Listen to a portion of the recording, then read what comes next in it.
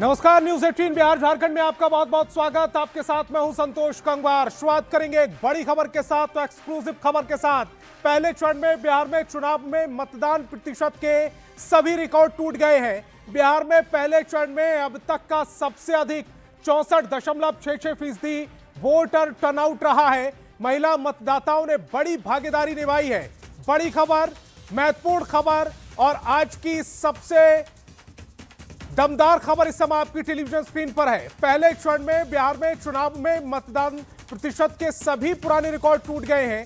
बिहार में पहले चरण में अब तक का सबसे अधिक 64.66% वोटर टर्नआउट रहा है। महिला मतदाताओं ने इस बार मतदान में बड़ी भागीदारी निभाई है, यानी कि महिला वोटर अब बड़ी तादाद में बूथों पर पहुंची और अपने मताधिकार का इस्तेमाल किया है। युवा, बुजुर्ग, पुरुष सभी ने इस बार बम्पर वोटिंग की है और इलेक्शन कमीशन का जो डेटा निकल कर आ रहा है उसके मुताबिक 64.66% मतदान हुआ है, जो अब तक का सबसे अधिक टर्नआउट रहा है।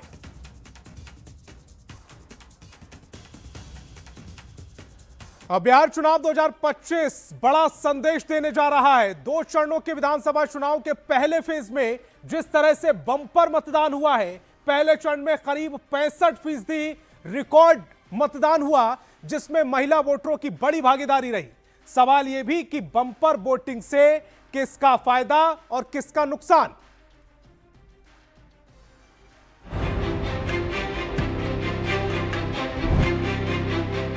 बिहार में पहले चरण में 18 जिलों की 121 सीटों पर जिस तरह से बम्पर वोटिंग हुई, उससे कई समीकरण बन और बिगड़ सकते हैं। वोटरों का उत्साह सुबह से ही देखा गया। वोटिंग ज्यादा होने पर पिछले 2 दशक से यही दिख रहा है कि सरकार को ज्यादा फायदा हुआ है। इस बार पटना जैसे शहरी क्षेत्र में मतदान धीमा रहा, पर गोपालगंज, मधेपुरा, मुजफ्फरपुर और बेगूसराय जैसे ग्रामीण इलाकों में भारी मतदान हुआ। इस बम्पर वोटिंग की वजह क्या है और इससे किसे फायदा होगा और नुकसान, यही सभी के दिमाग में दौड़ रहा है। आमतौर पर ज्यादा वोटिंग का मतलब सत्ता विरोधी लहर से जोड़ा जाता रहा है, लेकिन हर बार में बड़ी संख्या में युवा और महिला मतदाताओं ने वोट डाला। ज्यादातर वोटरों ने विकास के मुद्दे पर ही मतदान किया।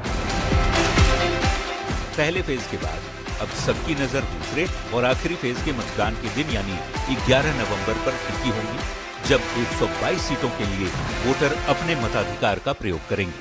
पहले चरण में हुई बम्पर वोटिंग से सत्ता पक्ष और विपक्ष के साथ ही चुनाव आयोग ने भी खुशी जताई है। उम्मीद है 2025 का चुनाव बिहार में वोटिंग का नया रिकॉर्ड बनाने वाला है। Bureau report, news 18।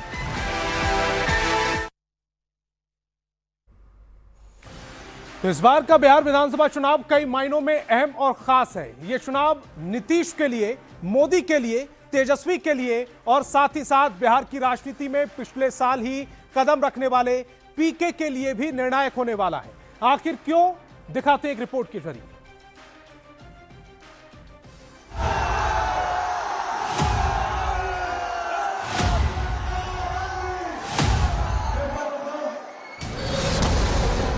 दो 243 सीट, 38 जिले और एक लक्ष्य।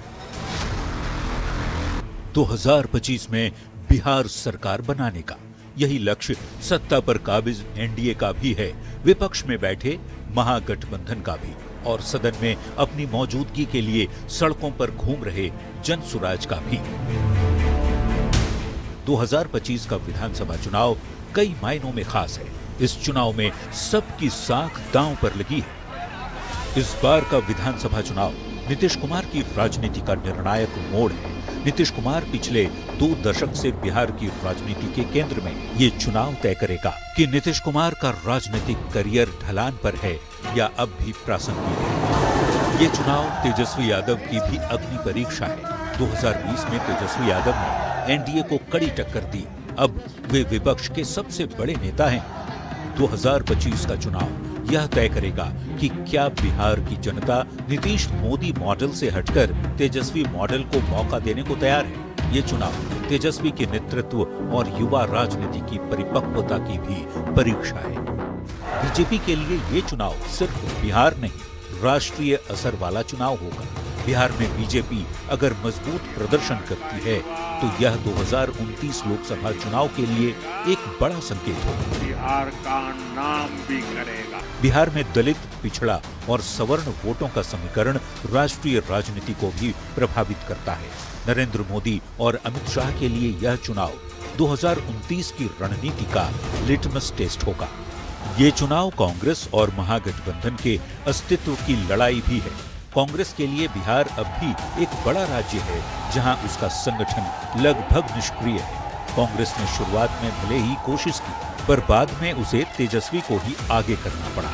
यह चुनाव तय करेगा कि क्या वह महागठबंधन में सिर्फ सहयोगी रह जाएगी या कोई राजनीतिक पुनर्जीवन दिखा पाएगी। प्रशांत किशोर और जनसुराज फैक्टर भी इस चुनाव को दिलचस्प और अहम बनाता है। प्रशांत किशोर के जनसुराज ने एक वैकल्पिक राजनीति की चर्चा शुरू की है। अगर वे कुछ सीटों पर भी असर दिखाते हैं तो यह बिहार की पारंपरिक राजनीति में थर्ड फ्रंट की झलक दे सकता है।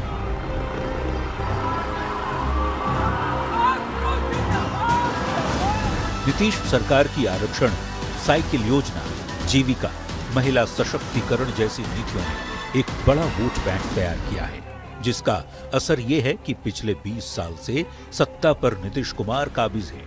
अब तेजस्वी यादव भी इसी महिला वोट बैंक को टारगेट कर रहे हैं। माई बहन मान योजना और जीविका दीदी का मानदेय बढ़ाने के साथ उन्हें स्थायी करने का वादा कर रहे हैं। इसके साथ ही युवाओं को साधने के लिए नौकरी, रोजगार का वादा कर रहे हैं। अब ऐसे में देखना दिलचस्प होगा कि महिला और युवा का झुकाव किस ओर होता है। Bureau report, news 18। और अब ये जान लेते हैं कि मुख्यमंत्री नीतीश कुमार के लिए बिहार विधानसभा चुनाव 2025 क्यों अहम है। बिहार के मुख्यमंत्री के तौर पर सबसे लंबे कार्यकाल वाले नेता के लिए आखिर क्यों इस बार का चुनाव निर्णायक है, दिखाते एक रिपोर्ट।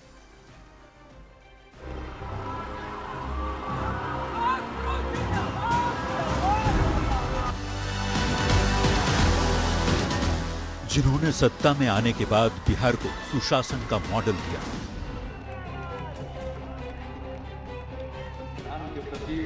जो सबसे लंबे समय तक बिहार के मुख्यमंत्री पद पर विराजमान रहे।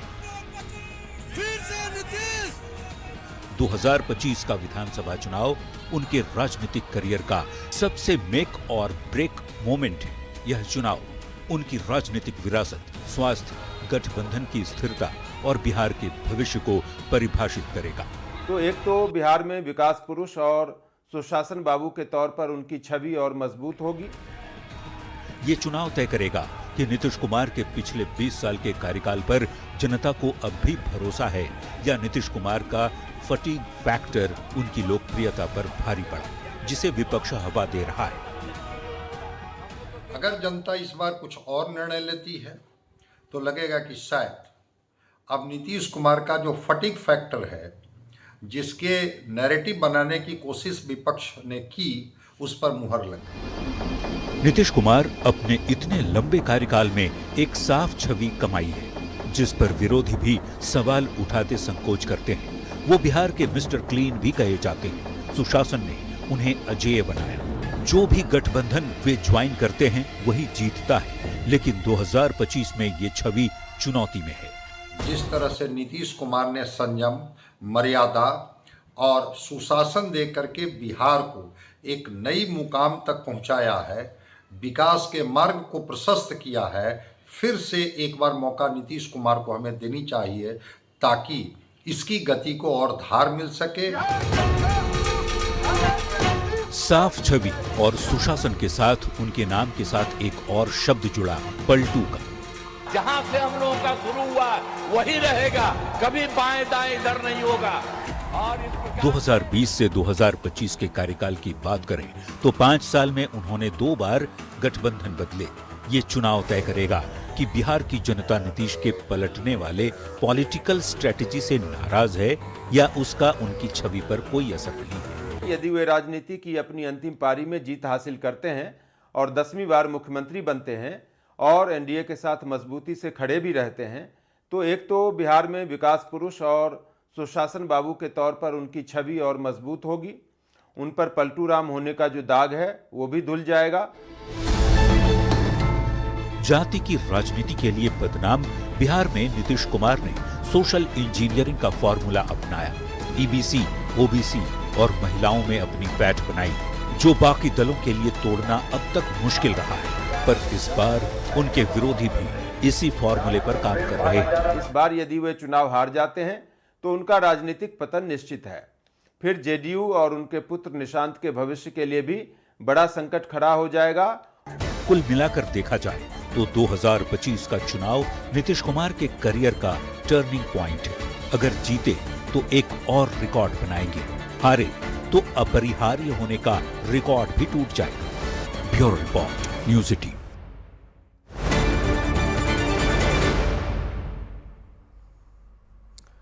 अब बिहार विधानसभा चुनाव 2025 पर पूरे देश की नजरें टिकी हैं। क्यों ये चुनाव बिहार से बढ़कर देश की सियासत की दिशा तय करने वाला है। विपक्ष के सबसे बड़े नेता तेजस्वी यादव के इस बार का चुनाव हर हाल में जीतना चाहते हैं, क्योंकि उनके लिए इस बार अभी नहीं तो शायद कभी नहीं वाली स्थिति बन सकती है।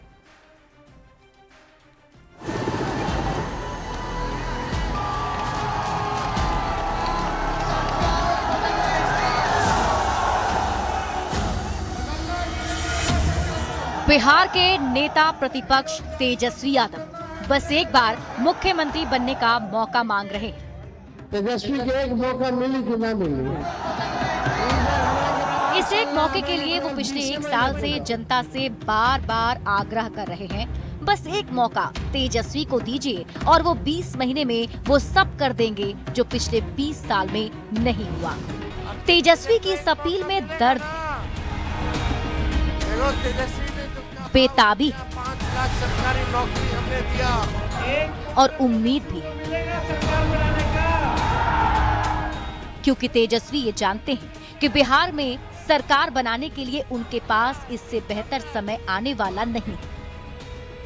और यदि वे जीते तो बिहार के सबसे युवा मुख्यमंत्री बनकर आरजेडी को भी मजबूती प्रदान कर सकेंगे। अपने परिवार के भीतर और देश की राजनीति में उनका कद बढ़ेगा। तेजस्वी यादव दूसरी बार अपने दम पर बिहार विधानसभा चुनाव के मैदान में उतरे हैं। 2020 के चुनाव में भी तेजस्वी लालू प्रसाद के बिना अपने बूते चुनाव लड़े और 75 सीटों के साथ सबसे बड़ी पार्टी बनी, लेकिन फिर भी सरकार बनाने से चूक गए। तेजस्वी के अंदर एक जोश था, युवाओं ने उनका भरपूर समर्थन किया। 2020 के नतीजों ने आरजेडी में तेजस्वी की स्वीकार्यता को और मजबूत कर दिया और कार्यकर्ताओं में जोश भी भर दिया। 2020 में बेहतर प्रदर्शन के बावजूद सरकार ना बनाने की टीस अब तक तेजस्वी के मन में है। पर सवाल है, क्या अब भी जनता में तेजस्वी पर 2020 वाला विश्वास है? एक आरोप जो तेजस्वी यादव की जीत के रास्ते का सबसे बड़ा रोड़ा बनता है, वो है जंगल राज की आग।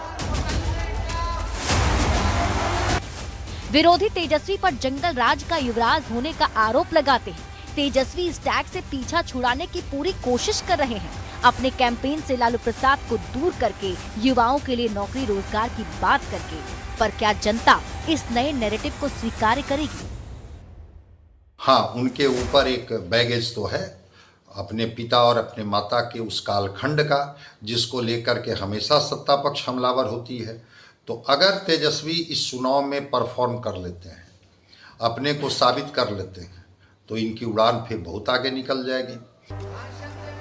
सत्ता में आने के लिए तेजस्वी यादव इतने बेताब हैं कि उन्होंने हर परिवार में सरकारी नौकरी देने जैसा बड़ा वादा भी कर दिया। पर विरोधियों का आरोप है कि तेजस्वी के वादे पूरा करने लायक ही नहीं है, वो जनता को गुमराह करने के लिए है। बिहार में बेरोजगारी के विरुद्ध एक माहौल है और यदि वे जीतते हैं तो रोजगार को लेकर उनके द्वारा किए गए वादों की कठिन अग्नि परीक्षा भी होगी। इसी से भविष्य के लिए उनकी विश्वसनीयता भी तय होगी। आरजेडी सालों से एमवाई यानी मुस्लिम यादव के समर्थन वाली पार्टी रही है, पर तेजस्वी इसे A to Z की पार्टी बनाने के प्रयास में है। खासकर तेजस्वी महिला और ईबीसी को लुभाने की कोशिश में है और इस चुनाव से पता चलेगा कि वो इसमें कितने कामयाब होते हैं। 2025 बिहार विधानसभा चुनाव तेजस्वी के लिए अस्तित्व और विरासत का सवाल है। अगर जीत गए तो बिहार में नया दौर शुरू होगा, हार गए तो आरजेडी का पुनरुद्धार मुश्किल होने वाला है। Bureau report, news 18। प्रधानमंत्री मोदी बिहार में ताबड़तोड़ दौरे कर रहे हैं, क्योंकि ये चुनाव न सिर्फ बिहार की 243 सीटों का फैसला करेगा, बल्कि देश की सियासत की दिशा भी तय करेगा। 2025 का ये विधानसभा चुनाव मोदी के लिए 2029 लोकसभा चुनाव का लिटमस टेस्ट है। बिहार विधानसभा चुनाव मोदी के लिए कितना अहम है, इसका अंदाजा प्रधानमंत्री के दौरे, उनकी घोषणाओं से लगाया जा सकता है। बिहार का युवा बिहार में ही काम करेगा। प्रधानमंत्री नरेंद्र मोदी ने बिहार विधानसभा चुनाव के प्रचार में अपनी पूरी ताकत झोंक दी है। ताबड़तोड़ रैलियां, जनसभाएं, रोड शो,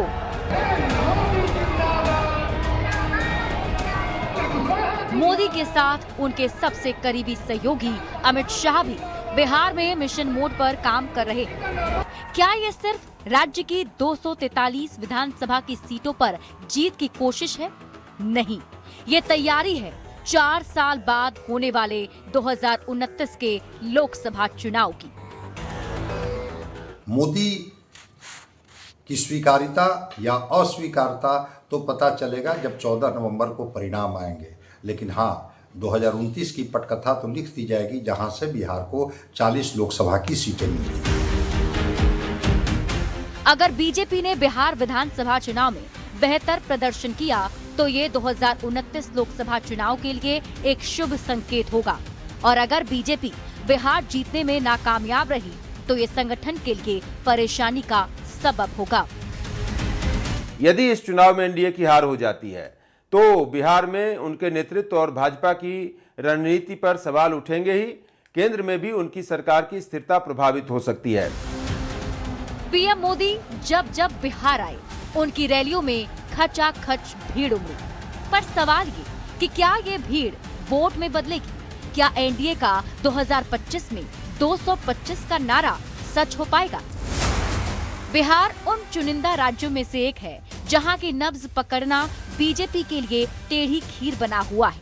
बीजेपी देश ही नहीं, दुनिया की सबसे बड़ी पार्टी है, पर इसके बावजूद भी बिहार में वो आज तक पूर्ण बहुमत नहीं ला सकी, ना ही अपना मुख्यमंत्री बना सकी। 2020 के चुनाव में जेडीयू से ज्यादा सीटें लाने के बावजूद बीजेपी को नीतीश कुमार को ही सीएम बनाना पड़ा।